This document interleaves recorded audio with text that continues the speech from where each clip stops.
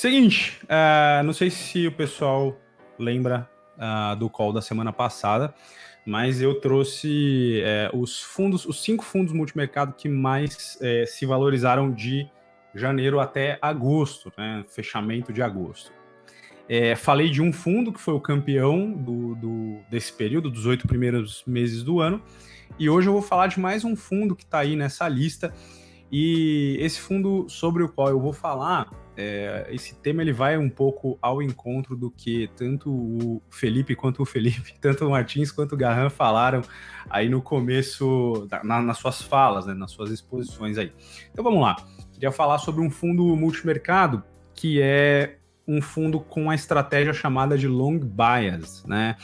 É o fundo Helios ou Helios Lux, não sei exatamente como pronuncia, mas é um fundo recente, né? Um fundo que foi criado em 2020, em outubro de 2020, então ele ainda vai fazer um ano. E a própria gestora, que é a Helios Capital, ela foi criada em outubro, né? Então o fundo nasceu junto com a gestora. É uma gestora, portanto, bem jovem. Inclusive, os gestores dela são bastante jovens, né? Eles têm aí, estão com um pouco mais de 10 anos, 10 a 15 anos no mercado. Então, comparado com os gestores dos fundos mais conhecidos aí, posso dizer que eles são jovens, né? Não tem nenhum garoto, obviamente, mas o pessoal é mais jovem. E eu queria falar sobre esse fundo justamente porque ele tem algumas características que podem ser interessantes para quem quer proteger um pouco melhor o seu capital, né? Eu não posso dizer que um fundo long bias é um zagueiro da carteira, mas eu diria que ele é um volante defensivo ali, né? Se a gente puder falar assim. Por quê? Porque o fundo long bias, eu vou explicar um pouquinho melhor ao longo do que a gente for conversando aqui, mas ele tem uma característica interessante que permite que ele possa defender um pouco melhor a carteira. Então vamos conversar aqui, né? O racional do fundo long bias é o seguinte: é você ter predominantemente uma posição comprada em ações. Então, normalmente é um fundo multimercado, mas ele tem foco no mercado de ações. Tá? Então, ele vai ter uma posição predominantemente comprada. Então, o gestor vai lá, analisa as ações, vê quais ações estão com um valor de mercado abaixo do que ele considera justo, porque ele analisou as empresas, ele fez as diligências lá, concluiu que devia estar valendo mais. Ele vai comprar a ação e esperar que essa ação, o preço dela convirja para o que ela deveria estar valendo. Então, essa é a posição predominante num fundo long bias. Por isso que esse fundo tem esse nome, né? Long bias, ou seja, um viés comprado. Beleza, só que esse fundo também pode assumir uma posição que é menor, né? Mas uma posição vendida. Então, como é que funciona isso, né? Aqui o resumo do que eu acabei de falar. Compra ação subvalorizada, com potencial de alta e vai ganhar dinheiro com a valorização. Mas a outra posição que ele pode assumir, que é menos significativa, mas é importante, é a posição vendida, né? A posição short. Então, o que ele vai fazer? Ele vai identificar no mercado ações que ele entende que tem um potencial de queda, ele vai comprar essas ações pelo preço atual, ele vai alugar essas ações, né? Ele vai pegar ações que não são dele, ele vai tomar alugado de um outro investidor e vai vender essas ações no mercado. Aí ele vai receber um valor pela venda que ele fez. O que ele faz? Ele espera que o preço das ações caia, ele recompra as ações para devolver para o seu dono original e ele embolsa a diferença, né? Então, um exemplo aqui, né? Digamos que ele está de olho numa ação, a XPTO3, ele entende que o papel vai cair, porque essa ação está sobrevalorizada. Então, ele aluga a ação de alguém e vende por R$10. Espera a queda que ele entende que vai acontecer se concretizar, então o XPTO cai para R$7. O que ele faz? Recompra por 7, devolve para o dono e embolsa 3 de lucro. Não é exatamente 3, é menos, porque tem custo de aluguel e tem custo de transações. Mas ele vai embolsar essa diferença aí como lucro. Essa é uma das estratégias que um fundo long bias pode assumir. Recentemente, o gestor dessa Helios Capital deu uma entrevista para o Valor Econômico e ele explicou, e nas palavras dele, e eu concordo com ele, né, o long bias é um fundo que aplique em bolsa com um seguro, né? Essa posição vendida acaba funcionando como um seguro para o investidor ali. Por quê? Porque quando a bolsa ou algumas ações ou alguns setores, enfim, dão sinais de que vão cair, esse fundo pode justamente operar vendido e, portanto, tentar proteger uma parte da carteira aí, compensando a queda das posições compradas com essa operação short para tentar ganhar alguma grana com as ações que vão cair, né? Lembrando, ele precisa, por questões regulatórias, estar mais exposto na ponta comprada. Ele precisa ter a maior parte da carteira comprada em ações, mas ele também pode assumir uma posição vendida que ajuda a proteger. Além disso, o fundo long bias ele pode usar, por exemplo, ativos de câmbio ou mesmo derivativos de câmbio e de juros também para proteger a carteira, né? Então, se ele enxerga que tem uma correlação, bolsa vai cair, mas juros tende a dar uma subida, então ele pode colocar esses ativos na carteira para de alguma forma tentar compensar as perdas no mercado de ações com ganhos em outros mercados. Por isso que a gente pode falar, de certa forma, que é bolsa com seguro, né? Porque o gestor consegue proteger a carteira. Então, meus colegas aí falaram bem, né, de momentos aí mais tensos para o mercado e de um horizonte que a gente não consegue enxergar muito bem, bastante nebuloso, né? Então, uma das opções para o investidor pode ser colocar parte do capital dele nesse tipo de fundo, com esse tipo de estratégia, para que, ao mesmo tempo que ele vai estar exposto a um pouco mais de risco para tentar ter um retorno um pouco melhor, ele também consegue defender parte aí do seu patrimônio por causa da estratégia desse fundo. Então, você tem dois caminhos, eles não são exclusivos, se excluem mutuamente, né?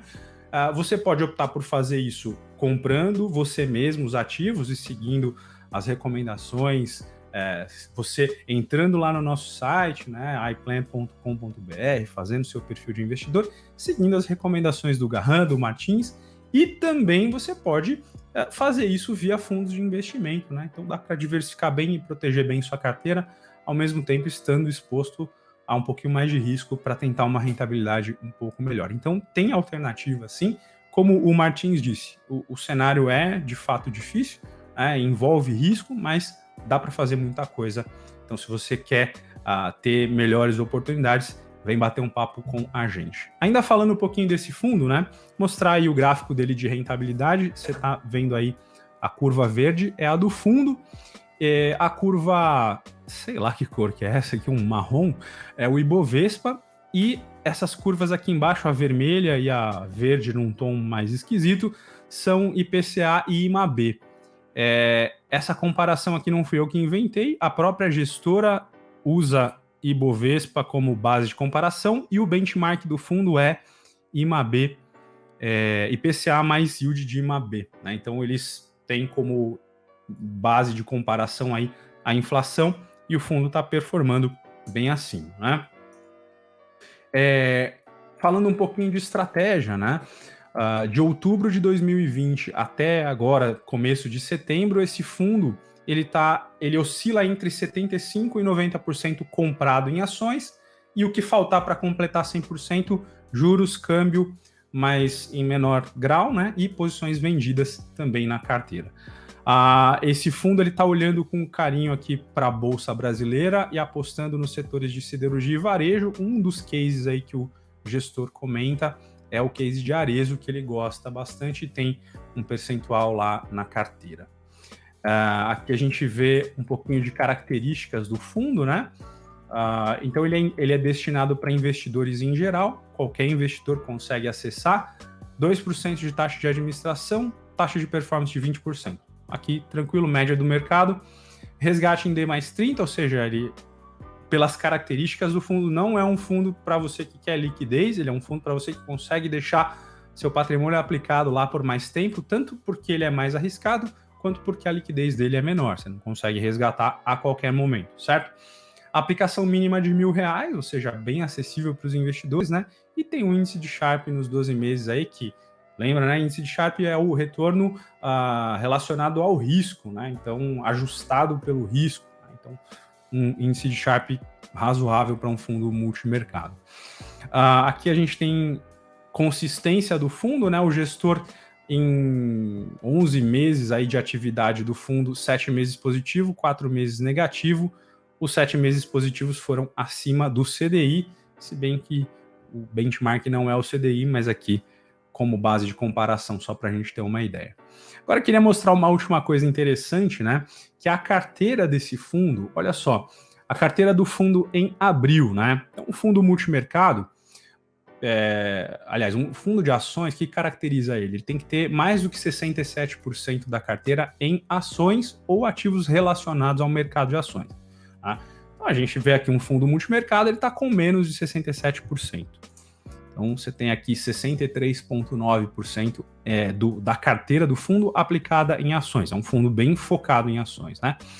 E olha só, lembra que no call da semana passada eu tinha falado de um fundo que deu uma porrada de valorização, teve 81% de alta no valor da cota em um dia por causa das ações da Smiles, né?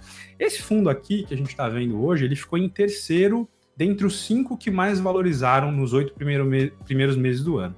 E olha só o que esse fundo tinha na carteira também, ações da Smiles, olha só que maravilha, né? Então, Smiles significava em abril, que foi o mês que deu aquela paulada no fundo que a gente viu a semana passada, né?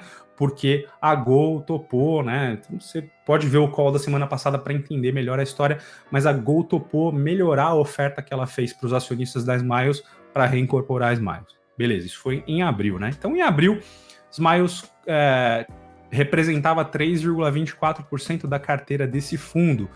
E aí, em maio, depois daquele evento bem favorável, olha só para quanto passou o percentual de ações da carteira, né? Então, pulou de 63% para mais de 70%. Então, ele desenquadrou, né? Ele perde a característica tributária de um fundo multimercado e ele entra naquilo que seria um fundo de ações. Isso pode acontecer momentaneamente com o fundo multimercado, mas o fundo precisa se reenquadrar, né? Essa aqui é a carteira, é a última carteira divulgada do fundo, né? Então eu não tive acesso ao que aconteceu depois de maio para ver como foi esse reenquadramento. Essa é a última carteira divulgada, mas Smiles passou a representar 9% da carteira, 9,8%. Não teve uma movimentação significativa, ou seja, o gestor não aumentou a posição em Smiles, ou seja, foi a valorização que fez aumentar essa participação aí na carteira. Então, esse fundo também se beneficiou daquela movimentação sobre a qual a gente conversou na semana passada, né? Possivelmente o gestor estava acompanhando também o desenrolar das negociações entre os ativistas e os controladores da Gol, né, e provavelmente esperando algum desfecho positivo, com uma posição pequenininha. Como o desfecho foi positivo, isso deu uma paulada e provavelmente influenciou também o desempenho desse fundo ao longo dos 8 primeiros meses do ano, né? Então teve esse aumento aí para 70%, né? Como eu disse, dá uma desenquadrada no fundo, o fundo tem que ir voltando para as características de multimercado. Bons investimentos para todo mundo. Visitem o nosso site, venham conversar com a gente, que a gente vai direcionando aí as recomendações para vocês, tá bom? Boa semana para todo mundo. Valeu, Matheus. Vamos nos falando. Beleza, obrigado, Eduardo.